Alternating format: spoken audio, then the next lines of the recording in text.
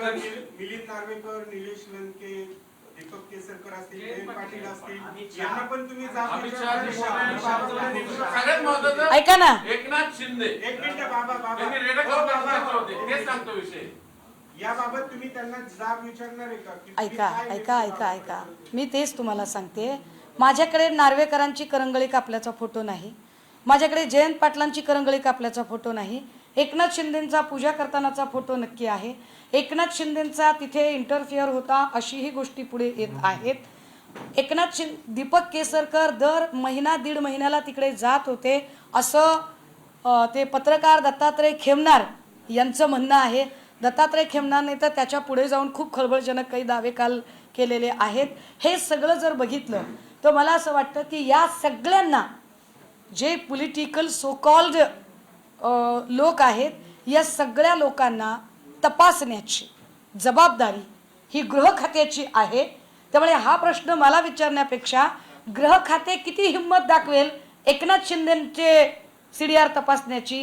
कारण एकनाथ शिंदे ज्यांच्याकडे नेहमी जातात त्या अमित शहाच्या सोबत सुद्धा कॅप्टन खरातचा फोटो आहे. हे फार महत्वाचं आहे. गृह खात्याने जर मनावर घेतला आहे, अहो जयंत पाटलांची पण करा, नार्वेकरांची पण करा. मी काय म्हटलं, माझ्या पक्षाचा जरी कुणी याच्यात अडकला तर त्याची सुद्धा गय केली जाऊ नये. प्रश्न लेकीबाळींच्या इब्रतीचा आहे. मुद्दा हा आहे की या सगळ्यांमध्ये आत्ता आम्हाला चाकणकरांची अरेस्ट जास्त महत्त्वाची वाटते. कारण चाकणकरांच्या जयंत पाटील असतील, नार्वेकर असतील, एकनाथ शिंदे असतील, केसरकर असतील किंवा निलेश लंके असतील किंवा अमित शहा असतील, यांच्या संबंधाने पुरावे समोर नाही आहेत. चाकणकरांच्या संबंधाने ढिगभर पुरावे पुढे आलेत आणि चाकणकरांचे अनेक गोष्टी त्यांनी गेल्या 1 वर्षापासून कशा पद्धतीने हे प्रकरण दाबण्याचा प्रयत्न केला या गोष्टी आता पुढे आलेल्या आहेत.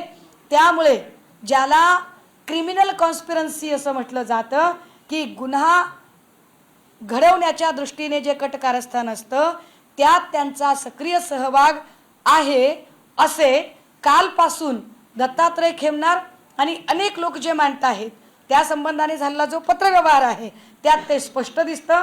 त्यामुळे रुपाली चाकणकरांची तात्काळ अटक होणे आणि नार्को टेस्ट होणे गरजेचे आहे. पीडित महिला आहे, हिचा जो व्हिडिओ व्हायरल ज्यांनी केलाय तो ऑफिस बॉय नीरज जाधव गायब आहे.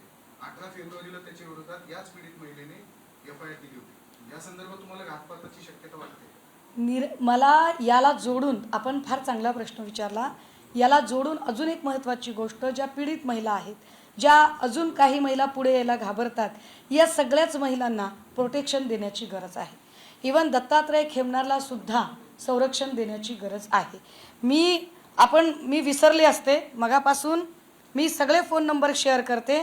मी इथे येईपर्यंत, मी पत्रकार भवनला येईपर्यंत मला 8 वेगवेगळ्या नंबरवरून धमक्यांचे कॉल आहेत आणि ते सगळे नंबर मी आपल्यासोबत शेअर करायला तयार आहे. हे सगळेच्या सगळे नंबर हे स्पॅम दाखवत आहेत आणि मी ते सगळे ब्लॉक केलेत. या सगळ्या नंबरवरून सातत्याने मला धमक्यांचे कॉल येत आहेत. हा फोन जरी उचलला तरी एवढ्या, तुम्ही हा फोन लावून बघा, हा फोन लागतोय का बघा, मी नंबर तुम्हाला सगळ्यांना देते. आणि तो इतक्या वाईट पद्धतीने याच्यातली भाषा होती की ते शब्द जरी आपण ऐकले तरी आपण ते शब्द सहन करू शकणार नाही. आणि ते पटकन नाही, आत्ताचा फोन ओळखीचा आहे. हां, तर हे सगळे नंबर, याच्यातले खूप सारे नंबर आहेत.